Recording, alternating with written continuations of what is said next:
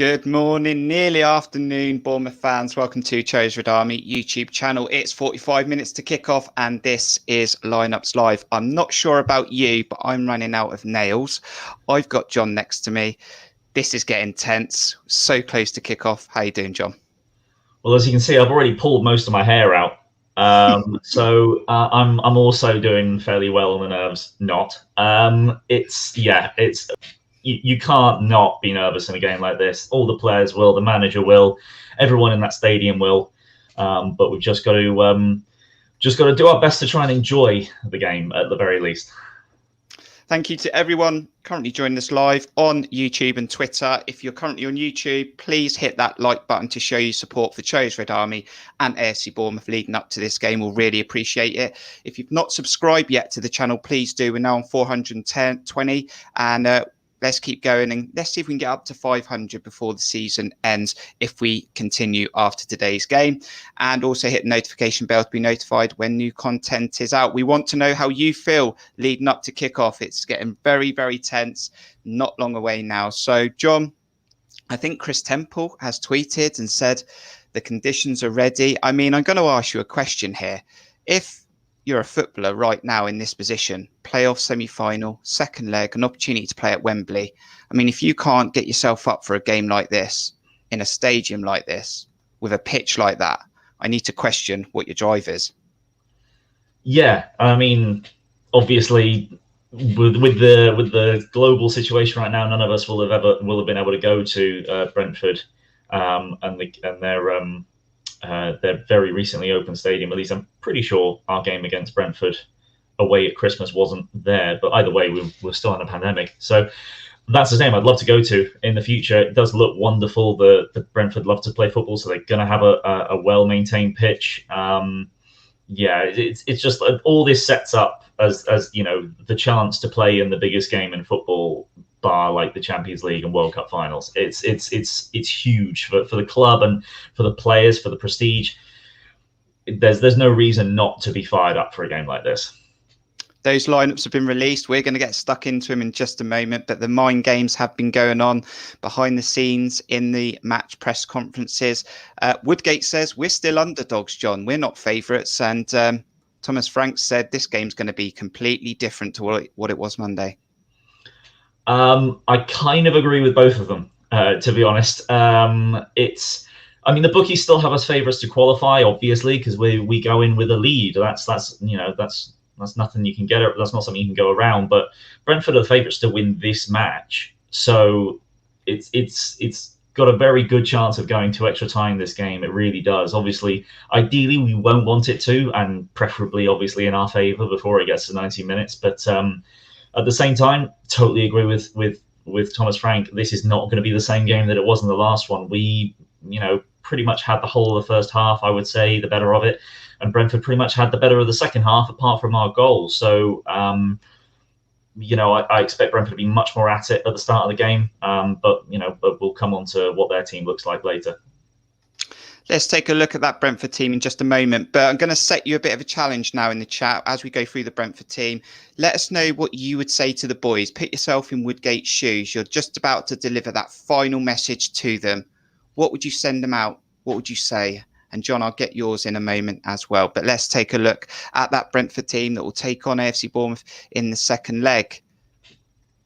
They have Raya in goal, Dalsgaard, Janssen, Pinnock, Janelt, Norgard, Jensen, Emiliano, Mbomo, Canos, and Tony. So Mbomo comes in, and you might be able to see the subs below that as well. But taking a look at that team, John, Tony hasn't scored against us yet, but what are you expecting from that lineup?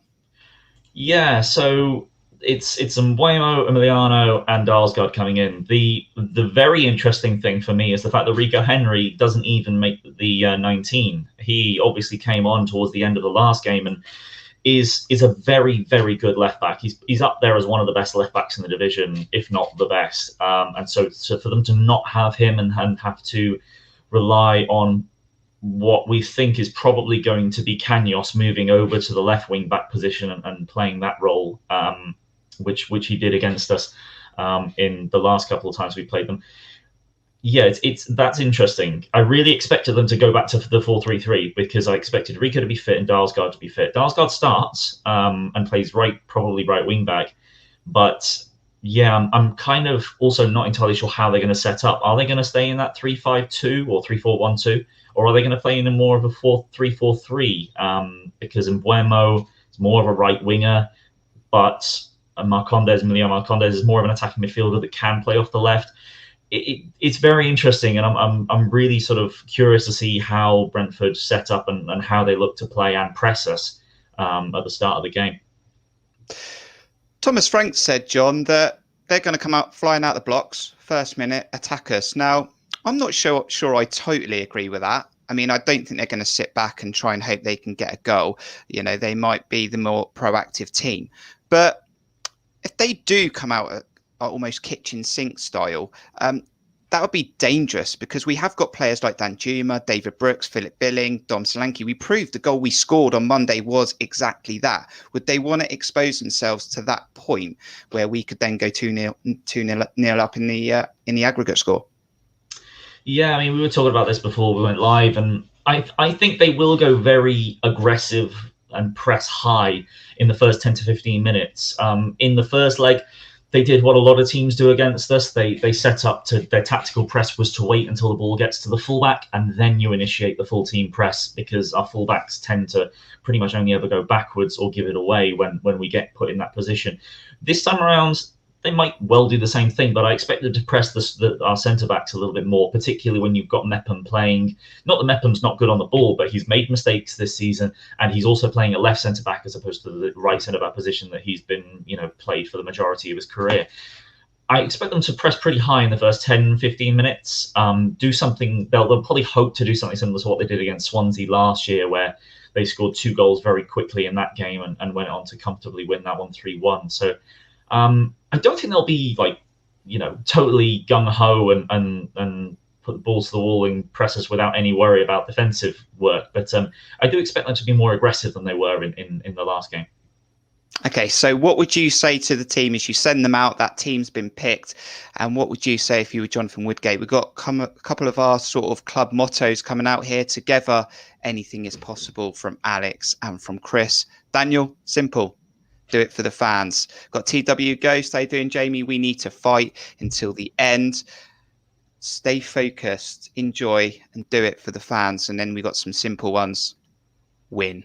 Just win. That's Rocky style. Just win. John, what would you be saying if you were leading that team out just before kickoff? Thanks for jumping that on me and not giving me time to prepare what I would have thought there. As Woodgate I'm sure will have prepared something a bit better. I'm really not sure, to be honest, because most of those players should be able to get it up for them to get themselves up for this game. It's just as simple as making sure they know their roles, and that making them know that if they play well, they'll win. I really do feel as though you play well, we might not win the match, but we will win the tie. So go out there and do your best. And it's really going to be, as long as you turn up, we'll get through this. It's as simple as that. I would say be brave, make sure you walk off that pitch at the end of 90 minutes, 180 penalties, and that you left it all there and you gave it everything that you had. So Jonathan Woodgate has picked the team that he's trusting to get the job done. Should we take a look at it? This is your starting 11, AFC Bournemouth.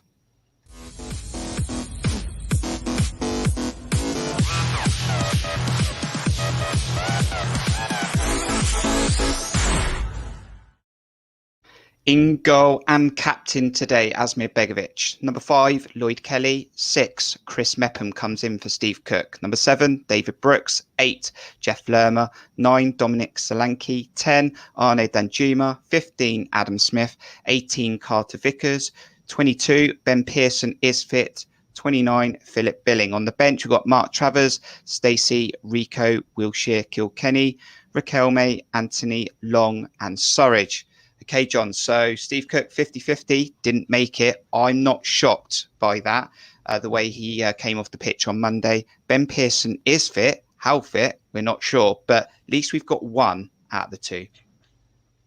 Yeah, and I think this is the one that I think most of us would have expected would play, and also probably the one most of us hoped would play out of the two. Not that obviously we're not disappointed that Steve Cook isn't fit, but we have an able deputy in Mepham. He showed that in 50 minutes in the last game. But Pearson and Wilshere are two very different types of players, and based on how we're probably going to have to, defend incredibly well for long periods of this game, really sit in at times. Pearson's the one you want in that situation, as opposed to Wilshere. So it's an interesting one. That Pearson's been past fit. How fit? We'll see. He lasted 65, 70 minutes in the last game. If we can get that out of in this game, then that's fine. It's just hopefully that his hip holds out, that those injections that he's probably had to take will keep him, well enough to put in everything he can and leave nothing out on the pitch. We talked about Thomas Frank saying then that he's going to come and attack the game. They're going to try and score that goal nice and early. Jonathan Woodgate said, we're not going to sit back. It's not our style. We only know one way, and that's win the football match. David Brooks had a massive influence on that game on Monday, got the assist. Can he turn up for 2 games in a row and help this team get over the line? Well, I mean, this is the kind of player that he'll want to be going up against in Sergi Canos, who is not a defender.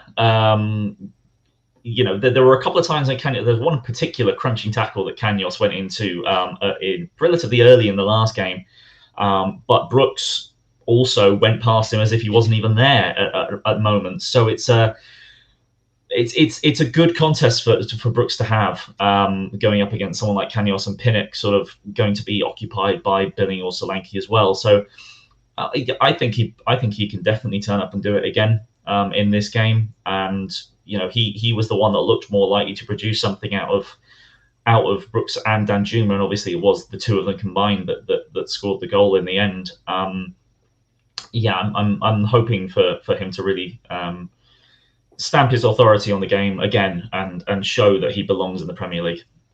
All right, let's set up a couple of scenarios then, John.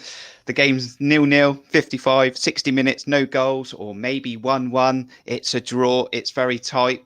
What does Jonathan Woodgate do? Does Stacey come on? Does Rico come on? Do we then try and see if we can get over the line without being too expansive? I mean, it'll depend, who's still firing all cylinders, whether there's anyone that might need to come off, because we'll imagine that Ben Pearson will be coming off for Wilshere at some point in the game. The standard Stacey on for Brooks, I can easily imagine that, because if nothing else, Stacey's lightning fast, and he gives a different threat to David Brooks, and is defensively going to do better that way. So it's not an entirely defensive substitution to bring Stacey on for Brooks if there's 20-25 minutes to go. But yeah, I mean, thinking 1-1, 0-0, we're still going through at that point. I wouldn't be surprised if he puts an extra defender in, turns it into the 5-3-2 that we played in the last 15 minutes in the last game, makes it incredibly nervous for every single Bournemouth fan. I wouldn't be surprised at all if he decides to play it like that, because in the first leg there wasn't really anything necessarily to hold out for. We could still have actually gone out for the second goal, and if it was 1-1 at the end of the day, then it wouldn't have been the end of the world because we've got a second leg. But he decided that for the last 15 minutes we were just going to sit and try and defend. So I'd imagine he'll definitely do that when it really counts in this game. Don't want to think down this road, but it's not going to plan. We do need a goal. Sam Surridge is on the bench. Shane Long, controversial, but he's there. We've got Jadon Anthony, Riquelme. We've even got Mark Travers if we need someone to try and get us a goal. I mean, if it's not going to plan, how can we switch this up to get us more offensive and get that goal if we need it? Well, what you need to do is on the 120th minute, you sub Begovic off for Travers. That's what you do so that psychological difference, and get Travers in, who's already saved a few penalties in shootouts in his career. I would much prefer Surridge coming on to Shane Long. But the one thing that you need to make sure the players are well and truly aware of is that if any other striker comes on, you need to actually cross the ball into the box.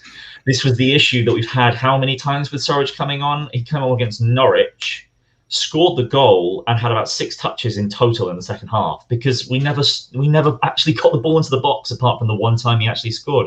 Similar thing happened in a game recently. I can't remember which one it was. He comes on with not much time left, touches the ball like 3 times because we just don't actually cross the ball into the box when we're in good positions. So that's what the players need to be thinking about. If it is backs to the wall, we have to score. Get it in the box and try and cause some havoc and make something happen. Yeah, I don't really want to think about that too much. I'd rather sort of focus on when it's 0-0, when it's 1-0 to either side, and sort of how we can still sort of make it count with the team that we've set out there. I do want to see Solanke have a better game than he did in the first leg. Solanke, SofaScore, who scored, all put him down as the weakest Bournemouth player. I don't think he had a terrible game by any stretch, but No. He didn't really have much of an impact in the game. His hold-up play was decent, but I want to see him more involved, and would like to see Billing a little bit more involved as well. He really, apart from that one chance, wasn't all in there. And then the last thing is going to be like their front three against our back four. Fours is a different player to Mbeumo. Mbeumo is much more likely to sit a little bit deeper, pick the ball up in a pocket, drift wide, whereas Fours was completely nullified by Steve Cook when he was on the pitch. And then when he went over to Cameron Carter-Vickers and Tony went on to Mepham, they both completely shut them down. This is going to be a little bit different with Mbeumo playing, and Marcondes might well push as sort of more of a late runner. It's going to be a very different test for the defence because they are going to be differently tactically set up as in this game, Brentford, I foresee a number of twists and turns happening in this game before we find out who goes through to Wembley. I don't know where I'm going to be watching at some points in this game. I don't know. Let's refresh the chat. Place your score predictions in the chat right now. We'll show them on the screen in just a bit. You can keep the score you went with last night if you were watching the playoff debate show or the fans preview show, or you can twist and change it if you've changed your mind overnight, but put it in the chat. And I'm going to put you on the spot again, John. Let's bring up those lineups again. And if it does go to penalties, putting you on the spot, who would be the 5 players that you'd want to take those penalties, bearing in mind you can bring players off the bench leading up to those penalty shootout if it goes that far? Yeah, it's a shame Stanislas isn't fit because obviously he'd be the first one on. Well, Solanke will definitely take one because he'll still be on the pitch. I would imagine if we're going this far down, depending on how we've got there, Billing may or may not be on the pitch. I think I'd have Billing in. Brooks is probably going to be off by this point regardless, but I would have David Brooks in there if I could. Same with Danjuma. So I would have that front 4. And then after that, we don't know whether Surridge will have been brought on or Long. One of those 2 will probably be on if we go to penalties, so it would be that other person. But I think Brooks probably will have been taken off by then. Mm-hmm. And I'm thinking Jefferson Lerma will take the other one, personally. I think he's got a good penalty in him, Lerma. I have a feeling he's taken one in the Crystal Palace shootout. Did Lerma take one in that game? He normally prefers them when they're about 25 yards out, though, to be fair. He'll probably ask to take his penalty from there. That's true. But if you can keep it low, it's definitely going past the keeper. So, it's... I'm thinking probably those 5... But, of course, we don't know who's going to be on the pitch and who's not. I'd imagine, like I'm saying, Brooks probably won't be. So I'm thinking Solanke probably first. I'd imagine Billing second, Danjuma. I reckon Surridge will come on and take one. You're thinking Surridge, and then I would say Lerma. Actually, Lerma might be third. I'm not sure about the order, but probably Surridge, Lerma, Danjuma, Billing, and Solanke would probably be the first 5 if we get to that point. Let's hope not, because I don't know what will be going on then. Right, so let's get your score predictions in then. How are you feeling about the game? Thank you for everyone who's joined us. Make sure you hit that like button. We'll really appreciate it, and subscribe as well. So cheers, Chris.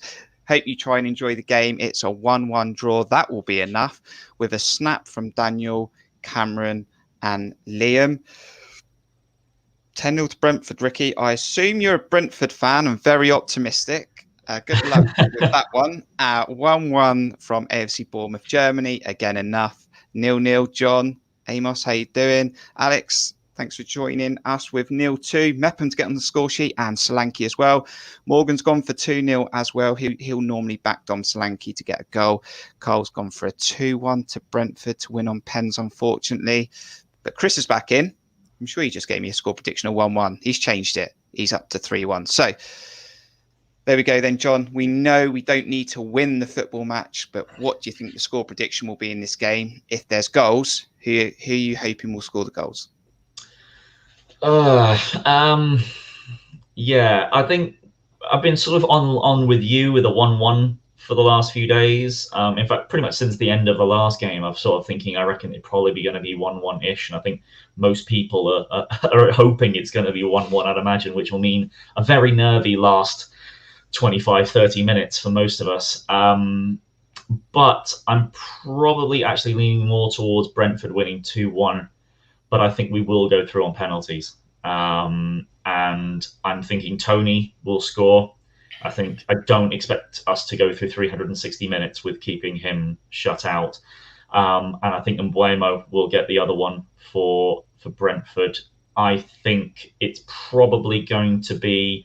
You know what? I'm going to say David Brooks scores the Bournemouth goal, and then it'll be a nervy 30 minutes of injury time, of extra time, where I don't think we'll see another goal. If we do, I reckon it'll be one for each team, but I think it will go to penalties. And I'm confident that Bournemouth can make it through on spot kicks. That first goal is massive. I'm going for a 1-1. I think we'll score the first goal. I do think Tony will equalise. And somehow there might be some crossbars involved, some posts, Begovic just being everywhere and stopping it going in the back of the net. It's going to be a tense last 10, 15, 20 minutes maybe, but I think it'll be a draw. And that will be enough. So, John, we've done lots of lineups live. We hope this isn't the last one of the season. We hope we've got one more left in the tank. What's your final thoughts? Are you ready for the game? Ready as I'll ever be. Glad it's an early kickoff, so there hasn't been all 4, 5, 8 hours in the day for us to build up the nerves. We can get on with it. 21 minutes till kickoff. Just going to be sat here, all kinds of screens up, just looking at any stat, any tweet, and anything I can see, and just everything crossed that the boys turn up and we go through, and we get one more chance to sit together on a lineups live before we go into Wembley. Bournemouth fans, it's really enjoyed it when you get involved before these matches. Hopefully we've got another one to come, but let's get behind the team. Let's have faith. Let's hope they can get the job done. Really appreciate your support. Let's do it. Like John just said, 21 minutes to go until kickoff. Grab yourself a drink, grab yourself a snack, and let's hope it's an enjoyable game, but a result that we want. We will try and provide some sort of match reaction, win, lose, or draw. There will be something out this evening. So check out the Cherries Red Army YouTube channel for that. But until then, it's over to the boys. There's no more anything else we can do. You, the fans, me and John, that's it. Over to the team, and hopefully they'll take us to the playoff final at Wembley. Until the next video, up the Cherries.